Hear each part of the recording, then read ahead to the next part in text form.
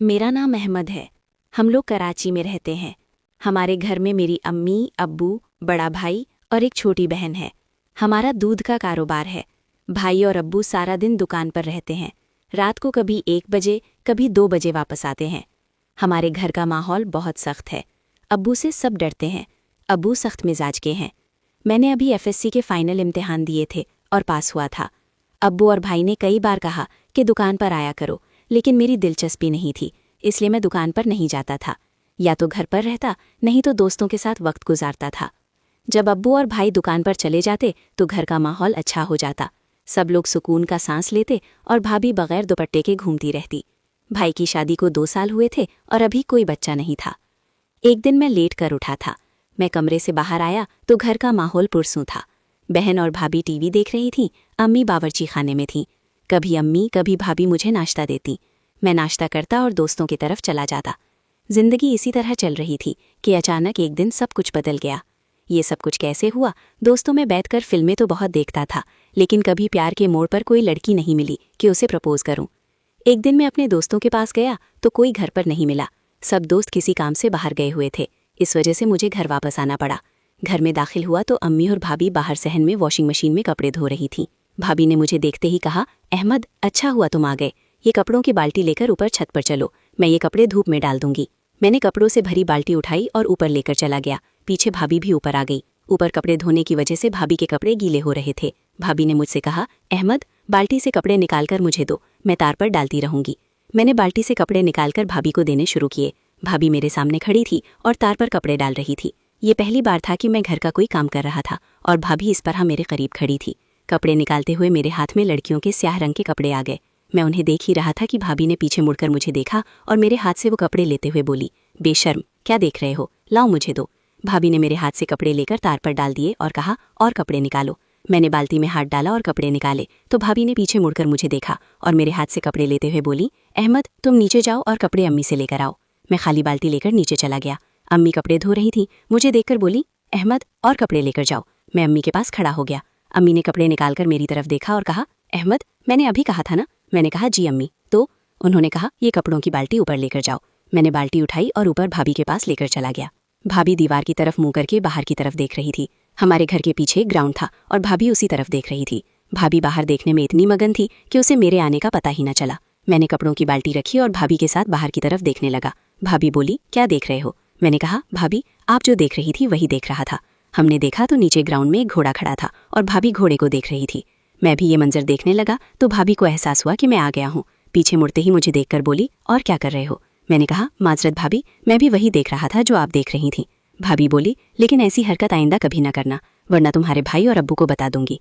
मैंने कहा, भाभी माजरत, आइंदा नहीं होगा, मुझे माफ़ कर दें। भाभी बाल्टी से कपड़े निकालकर तार पर डालने लगी और कपड़े डालकर नीचे चली गई। मैंने सोचा, अच्छा हुआ, ज़्यादा गड़बड़ नहीं हुई। मैं नीचे जाने लगा तो ख्याल आया कि भाभी ने जो अपने कपड़े डाले हैं उन्हें देखा जाए। मैं ऊपर अकेले था, भाभी नीचे चली गई थी। मैंने कपड़ों को उलट पलट कर देखना शुरू किया कि अचानक भाभी ऊपर आ गई और मुझे कपड़े देखते हुए पकड़ लिया। अहमद, ये क्या कर रहे हो? मैं घबराकर नीचे भाग गया। आज का दिन ही अजीब था। कुछ वक्त नहीं गुजरा था कि भाई की कॉल आई। कहाँ हो? मैंने कहा, भाई, मैं बाहर हूँ। भाई ने कहा, दुकान पर आ जाओ, एक काम है। मैं दुकान पर पहुंचा तो भाई ने बताया, तुम्हारी भाभी के अब्बा की तबीयत खराब है, तुम भाभी को लेकर साहिवाल चले जाओ। भाई ने मुझे पैसे दिए, 2 सीटें कल की बुक करवा लो, भाभी को छोड़कर वापस आ जाना। मैं जाने लगा तो भाई ने मजीद पैसे दिए, एसी वाली गाड़ी में बुकिंग करवा लेना, गर्मी का मौसम है। मैंने बुकिंग करवाई और भाई को कॉल कर दी। भाई ने कहा, घर जाकर भाभी को बता दो ताकि वो तैयारी कर ले। घर पहुंचा तो अम्मी और भाभी बाजार गई हुई थी। छोटी बहन हसीना ने बताया। मैंने खाना खाया और अपने कमरे में आ गया। मैंने तेल से अपने जिस्म की मालिश शुरू की। मैं इसमें इतना मगन हुआ कि मुझे पता ही ना चला कि कब भाभी कमरे में दाखिल हो गई। अहमद, मैं चौंक कर उठ बैठा। भाभी दरवाजे पर खड़ी थी। आप कब आई? भाभी बोली, मैं ये पूछने आई थी कि गाड़ी की बुकिंग हो गई। मैंने कहा, जी भाभी, कल की हो गई। भाभी ने दरवाज़ा बंद करते हुए कहा, जब ऐसा किया करो तो दरवाज़ा लॉक कर लिया करो, समझे? मैं शर्मिंदा होकर बिस्तर पर बैठ गया। कुछ देर बाद हसीना ने बताया कि अम्मी ने बुलाया है। अम्मी ने कहा, अहमद, तुम भी कल के लिए तैयारी कर लो। हसीना ने मुझसे कहा, मेरा मोबाइल ठीक करवा दो। मैंने अब्बू से पैसे लेकर हसीना के लिए नया मोबाइल खरीदा। घर वापस आया तो सबने मोबाइल देखा। भाभी ने मुझे अपने कमरे में बुलाया। अहमद, मेरा बैग बंद कर दो। मैंने बैग बंद कर दिया। रात को भाई और अब्बू आ गए, सबने मिलकर खाना खाया। अब्बू ने पूछा, तुम वापस कब आओगे? मैंने कहा, एक दिन रख कर आ जाऊंगा। रात को जब सब सो गए तो मुझे प्यास लगी। मैं बावर्ची खाने में पानी पीने गया तो ऊपर से भाभी की आवाज़ आई। मैं चुपके से ऊपर गया तो भाभी फ़ोन पर किसी से प्यार भरी बातें कर रही थी। मैंने सुना तो हैरान रह गया। भाभी किसी और से बात कर रही हैं, मैंने सोचा। अचानक भाभी ने फ़ोन बंद किया और नीचे आने लगी। मैं जल्दी से नीचे आ गया। भाभी ने मुझे देखा तो चौंक गई। तुम यहाँ क्या कर रहे हो? मैंने कहा, पानी पीने आया था। भाभी बोली, मैं ऊपर कपड़े देखने गई थी, लेकिन मैं जानता था कि वो झूठ बोल रही थी। सुबह हुई तो हम स्टेशन पहुंचे। भाई ने हमें ट्रेन में बिठा दिया। ट्रेन चलने के बाद भाभी ने मुझसे कहा, अहमद, तुम रात को क्या कर रहे थे? मैंने कहा, भाभी, ये तो मुझसे पूछना चाहिए कि आप फ़ोन पर किससे बात कर रही थी। भाभी ने मुस्कुराते हुए कहा, मुझे पता था कि तुमने मेरी बातें सुन ली हैं। मैं तुम्हें यही बताने आई थी, लेकिन तुम तो किसी और काम में मशगूल थे। मैं हैरान हो गया। भाभी ने अपना हाथ मेरे हाथ पर रखा और कहा, अहमद, तुम्हें पता है कि तुम बहुत अच्छे हो। मैंने कहा, भाभी, ये सब क्या है? भाभी ने करीब आकर कहा, तुम्हारे भाई से मेरी शादी हुई, लेकिन वो मुझे वक्त नहीं देते। तुम ही हो जो मेरी बात सुनते हो। मैंने कहा, लेकिन भाभी, ये सब ठीक नहीं। भाभी ने मेरा हाथ दबाते हुए कहा, तुम्हें पसंद करने लगी हूँ। मैंने अपना हाथ खींच लिया। भाभी, ये गलत है। ट्रेन साहिवाल पहुंच गई। मैंने भाभी को उसके घर छोड़ दिया और वापस कराची आ गया। कुछ दिन बाद भाभी वापस आ गई। एक दिन जब घर में कोई नहीं था, भाभी ने मुझे अपने कमरे में बुलाया। अहमद, तुम्हें याद है वो दिन? मैंने कहा, भाभी, बुरा काम है, ये सब बंद करें। भाभी करीब आ गई। तुम्हें पसंद करती हूँ। मैंने दरवाज़ा खोला और बाहर निकल गया। कुछ अरसे बाद भाभी ने अपने रवैये बदल दिए। शायद उसे एहसास हो गया कि ये सब गलत था। दोस्तों, जिंदगी में कभी कभी ऐसे मोड़ आते हैं जो हमारी समझ से बाहर होते हैं, लेकिन हमें सही और गलत का फ़र्क ज़रूर समझना चाहिए।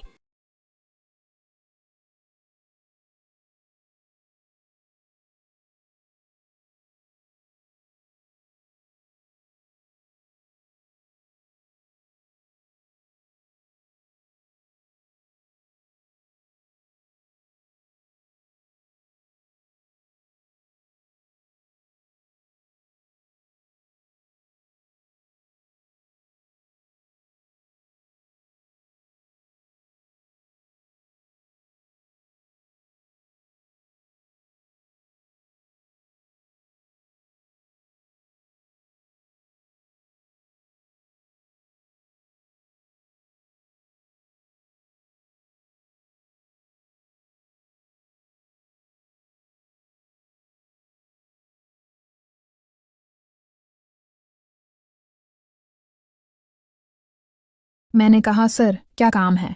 तो उन्होंने कहा, अब यहाँ आओ, और मेरा हाथ पकड़ लिया। फिर झाड़ू मेरे हाथ से लेकर रख दी और मुझे अपने बिस्तरे पर ले गए।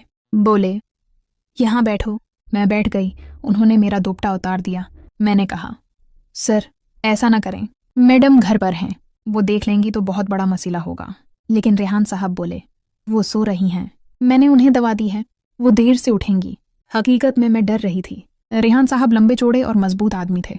ये सोचकर मैं वाकई खौफजदा थी, और मैं सिर्फ 18 साल की थी, जबकि रेहान 30 साल के थे। इसलिए मैं बहुत घबरा गई थी। खैर, रेहान ने मेरी एक ना सनी और मेरे कपड़े उतार दिए और आपने भी उतार लिए। फिर वो मेरे ऊपर आ गए और जैसे ही उन्होंने दबाव डाला, मैं जोर से चलाने लगी। रेहान ने मेरा मना दबा लिया और अपना काम जारी रखा। मैं चलाती रही, लेकिन उन्होंने एक न सनी और अपना काम किए बगैर नहीं रखे। मेरी आंखें खुली की खुली रह गई थीं।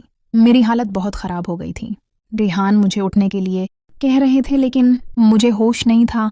उन्होंने मेरा हाथ पकड़कर खड़ा किया और मुझे बाथरूम ले गए।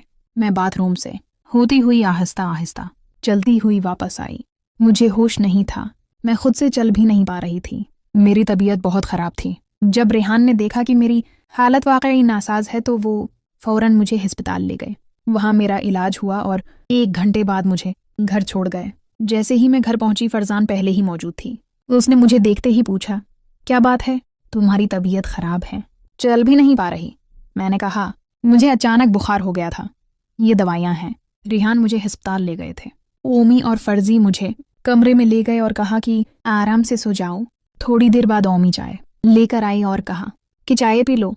मैं उठकर चाय पी गई। मुझे बहुत दर्द हो रहा था, क्योंकि रेहान ने मेरी हालत ख़राब कर दी थी। जो डर था वही हुआ। मुझे लग रहा था कि वो मेरे साथ कुछ बड़ा करेंगे, और उन्होंने वैसा ही किया। इन्हें ज़रा भी तरस नहीं आया। खैर, मैंने चाय पी और सो गई। फिर रात को 9 बजे मुझे जगाया गया और खाने को कहा गया। मैं उठकर बैठ गई और खाना खाया। खाने के बाद मैं बाथरूम गई, दवाइयाँ खाएं और फिर सो गई। सुबह आंख खुली तो दर्द और बढ़ गया था। मैंने नाश्ता किया और फिर दवाइयाँ लें। उम्मी ने कहा, आज तुम काम पर न जाओ, फ़राज़ीन को भेजती हूँ। फ़राज़ीन ने कहा, हाँ, मैं अपना काम करके चली जाती हूँ। फ़राज़ीन ने जल्दी से अपना काम किया और फिर रेहान के घर काम करने चल दी। जब फराजीन रेहान के घर पहुंची तो उसने घंटी बजाई। रेहान ने दरवाज़ा खोला। रेहान ने फौरन फराजीन को पहचान लिया। उसे देखकर बोला, फराजीन तुम यहाँ? फराजीन ने कहा, हाँ रेहान भाई, मुहर्रब की तबीयत ख़राब है, उसे बुखार है, इसलिए मैं आज उसकी जगह काम करने आ गई हूँ। रेहान ने कहा, ठीक है, अंदर आ जाओ। फराजीन अंदर गई और काम करने लगी। रेहान उसे बार बार देख रहा था क्योंकि फराजीन मुझसे बड़ी और ज़्यादा वो सेहतमंद थी, उसके बाजू मजबूत थे। ये देखकर रेहान के दिल में बहुत सारे ख्यालात आए और वो उसे गौर से देखने लगा। फराजीन ने पूछा, क्या हुआ रेहान भाई, आप तो मुसलसल मुझे देख रहे हैं। रेहान मुस्कुराया और बोला, फरजीन तुम बहुत खूबसूरत हो, तुम मुझे बहुत पसंद हो। फिर रेहान आगे बढ़ा और उसे पकड़ लिया और फरजीन ने कोई मुज़ाहमत नहीं की। शायद उसके दिल में भी कुछ था। वो काफ़ी देर तक एक दूसरे के करीब रहे। फिर रेहान ने कहा, तुम मराब की जगह हमारे यहाँ काम करने आ जाओ। फरजीन बोली, रेहान मैं तो दूसरे घरानों में काम करती हूँ, मराब की तो सिर्फ आज मेरी तबीयत ख़राब थी इसलिए मैं आ गई हूँ, मैं रोज़ नहीं आ सकती। रेहान ने कहा, फरजीन तुम मुझे बहुत अच्छी लगती हो, मैं तुम्हारी माँ से तुम्हारा हाथ मांगूंगा और तुमसे शादी करूंगा। रेहान वही खेल फरजीन के साथ बहर रहा था जो उसने मेरे साथ खेला था और वही बातें कर रहा था। फरजीन को क्या पता था कि ये सब वो मेरे साथ भी कर चुका है। न मैं बता सकती थी न रेहान ही बताता। अब फरजीन के दिल में भी रेहान के लिए मोहब्बत जाग उठी। उसने कहा, रेहान तुम मुझे भी बहुत अच्छे लगते हो, क्या तुम वाकई मुझसे शादी करोगे?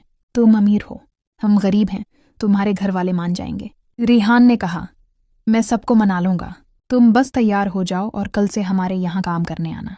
फरजीन बोली, देखती हूँ, अगर कल मुराब की तबीयत ठीक न हुई तो मैं फिर से आ जाऊंगी। रेहान ने फरजीन के गाल पर हल्का सा थपकी दी और कहा, यार तुम बहुत अच्छी लगती हो। कमरे में दाखिल हुई तो मुझे मालूम नहीं था कि मेरा भाई अशरफ जो इस वक्त खुद को सुकून दे रहा था, एक हाथ में मोबाइल पकड़े था और दूसरे हाथ से वो अपना खेल खेल रहा था। मुझे नहीं मालूम था कि वो इतना बेबस है। जैसे ही मैं कमरे में गई, दोस्तों अगर कहानी का मज़ा लेना है तो चैनल को सब्सक्राइब करना मत भूलना। मैंने अपने भाई को ये सब करते हुए देख लिया। जब उसकी नज़र मुझ पर पड़ी तो वो बहुत परेशान हो गया। उसने कहा, महक तुम कब आई? यहाँ से चली जाओ। मैंने कहा, तुम्हें शर्म नहीं आती? तुम ये सब कर रहे हो, मैं अभी अम्मी अबू को बता दूंगी। उसने कहा, मैं क्या करूं? किसी को मत बताना। घर पर कोई भी नहीं था, मैं अभी कॉलेज से आई थी। मैं क्यों कह रही थी? मैं भी मुकम्मल तौर पर जवान थी। वो बहुत खूबसूरत थी। बहुत सी लड़कियां जो अपने बॉय फ्रेंड्स के बारे में मुझे बता देती थीं, लेकिन मेरा भी कोई बॉय फ्रेंड नहीं था।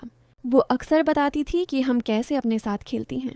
मैंने कहा कि जो भी है, सरफ तुम ही ये सब क्यों कर रही थी? अम्मी अबू जो किसी काम के लिए घर से बाहर गए हुए थे। अशरफ ने कहा कि तुम इस बारे में किसी को नहीं बताओगी। मैंने कहा कि जो कुछ तुम ये सब कर रहे हो, मुझे भी तुम्हारे साथ ये सब करना है। मैं अभी जवान हूँ, खूबसूरत हूँ। अशरफ ने कहा कि तुम्हें शर्म नहीं आती? तुम ऐसी बात कर रही हो? मैंने बड़े गुस्से से कहा कि तुम्हें शर्म नहीं आती सब कुछ करते हुए? अशरफ ने कहा कि मेरी कोई दोस्त नहीं, मैंने कभी किसी दोस्त के साथ ऐसा कुछ नहीं किया। मैं क्या करूं? मैं अभी जवान हूं, इसलिए अगर मैं खुद को सुकून न दूं तो क्या करूं? मैंने कहा कि मैं हूं तो मेरे साथ ये सब कुछ कर सकते हो। मैंने कहा कि मैं ऐसा नहीं कर सकता, मैं तुम्हें यहाँ से जाने दूंगा। महक नहीं जाने वाली थी, मैं अब्बू को बता दूंगी। मैंने कहा कि जो कुछ भी है, मैं तुम्हारे साथ ये सब नहीं करना चाहती, वरना मैं अम्मी अब्बू को सब कुछ बता दूंगी। उसके बाद तुम्हारा क्या होगा, तुम्हें इस बात का अंदाज़ा भी नहीं। अब मैं खुद को कंट्रोल नहीं कर पा रही थी। अशरफ भी अब ये सब कुछ करना नहीं चाहता था। वो मेरे साथ ये सब इसलिए करता था क्योंकि हमारा रिश्ता ही ऐसा था, लेकिन मैं उसे अब इतना मजबूर कर रही थी कि अगर वो मेरा साथ ना दे तो मैं वाकई अम्मी अबू को बता दूंगी, क्योंकि अबू बहुत गुस्सा करने वाले थे। और अशरफ को भी अब पता चल गया था कि अगर वाकई महक ने कुछ बता दिया तो वह वाकई उसे घर से निकाल देगा। इसलिए अब उसके पास मेरी बात मानने के सिवा कोई चारा नहीं था। फिर उसने कहा कि महक ठीक है, मैं तुम्हारी बात मानने के लिए तैयार हूँ, लेकिन तुम मुझसे वादा करो, ये हमारी पहली और आखिरी बार होगी। उसके बाद हम कभी भी एक दूसरे के साथ ऐसा कुछ नहीं करेंगे।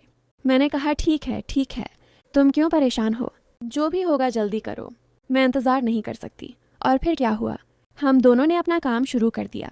मैं भी जो उनकी खूबसूरती में ऐसा कोई ख्याल नहीं खेल रहा था, लेकिन अशरफ शायद कभी किसी के साथ ऐसा खेल नहीं चुका था या कोई फिल्म देखकर ये सब कुछ सीखा था। मुझे उसके साथ खेलने में बहुत दिक्कत हो रही थी।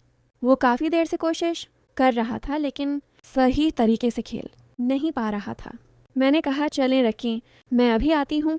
कुछ देर बाद में कमरे से बाहर गई और वहाँ से वो चीज़ ले आई जो मैं अक्सर इस्तेमाल करती थी। ये बहुत प्यारी थी और अक्सर खेलने में मदद देती थी। जब मैंने उसे ये दिया तो उसने कहा ये क्या है? मैंने कहा इसे देख लो, अब भी तुमसे काम न बने तो फिर क्या करोगे? मुझे अब इस बात पर बहुत ज़्यादा हैरानी हो रही थी कि मेरे भाई लोगों को देख कर भी ये बात समझ नहीं आ रही थी। उसने कहा जो भी है अब जल्दी करो, अम्मी अबू आ गए तो हमारा सारा काम अधूरा रह जाएगा और आज जब तक तुम मेरा खेल मुकम्मल नहीं करोगे इस वक्त तक मैं तुम्हें जाने नहीं दूंगी। अच्छा ठीक है। इसके बाद अशरफ ने मुकम्मल तौर पर अपने आप को लोशन की मदद से खेलने के काबिल बना लिया क्योंकि वो भी काफ़ी देर से कोशिश कर रहा था लेकिन कुछ खास हासिल नहीं कर पा रहा था। अब उसने थोड़ा सा अपने अंदाज में खेलना शुरू किया और उसे थोड़ा बहुत आइडिया मिल गया। पता चल चुका था कि खेल कैसे खेला जाता है। उसके बाद जैसे ही वो अपने मकसद में कामयाब हो गया मुझे बहुत ज़्यादा तकलीफ़ हो रही थी। मैंने कहा कि ये इशरफ बंद करो। उसने कहा कि नहीं, अब रखने का वक्त नहीं है। मैंने बहुत कोशिश की। मुझे उस खेल में बहुत दर्द हो रहा था क्योंकि मैंने कभी ऐसा नहीं खेला था, लेकिन अब वो पीछे हटने वाला नहीं था। कुछ देर बाद में भी काफ़ी आदी हो चुकी थी। इस काम में तजर्बा हासिल कर लिया था। मेरी आंखों से आंसू आ चुके थे। मैंने कभी नहीं सोचा था कि इस काम में इतना दर्द और तकलीफ होगी। मैंने अशरफ से कहा कि तुम्हें थोड़ा भी तरस नहीं आया। अशरफ ने कहा कि मैंने तुम्हें मना किया था ना, तुम भी तो ज़द पर उड़ गई थी। अब जो भी है इस काम में इतना तो चलता है। अब जब साथ खेलना था तो पहले सोचना चाहिए था। अब जो भी है मैं अब ऐसा नहीं छोड़ सकती।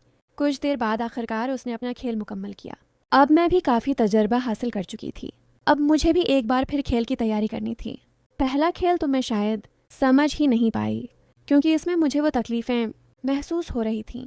मैंने उससे कहा कि मुझे तो अब उस काम मुझे सुकून और आराम मिलता है। मैं तो समझता था कि वह अब उस खेल को ज़्यादा देर तक जारी रख पाएंगे। अशरफ ने कहा शर्म करो, जो होना था हो गया। मम्मी और पापा आने वाले हैं, अगर उन्होंने देख लिया तो सब कुछ ख़त्म हो जाएगा। वो हमें जान से मार देंगे और मैं नहीं चाहता कि इस बारे में मज़ीद कुछ हो।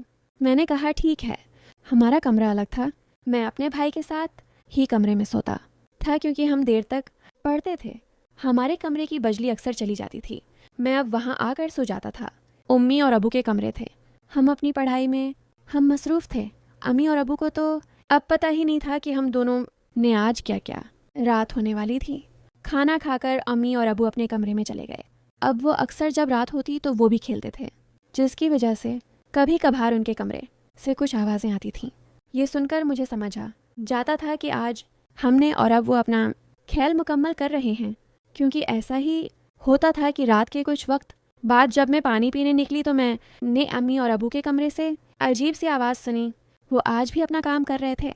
अब इनके काम की आवाज़ सुनने के बाद मैं खुद पर काबू नहीं पा रही थी। मैं बहुत ज़्यादा परेशान थी। फिर मैं वापस कमरे में आई। अशरफ उस वक्त सो रहा था। मुझे लगा कि शायद अब मैं उसके बगैर नहीं रह पाऊंगी। मैंने अशरफ को जगाया और कहा, तुम्हें पता है अम्मी और अबू अभी क्या कर रहे हैं? उसने कहा, क्या कर रहे हैं? तुम्हें क्या मसला है? आराम से सो जाओ, अभी तो कोई बात करने वाली नहीं है। मैं तुम्हारी बात मानने वाली नहीं हूँ। मैं बहुत शर्मिंदा हूँ कि बुरा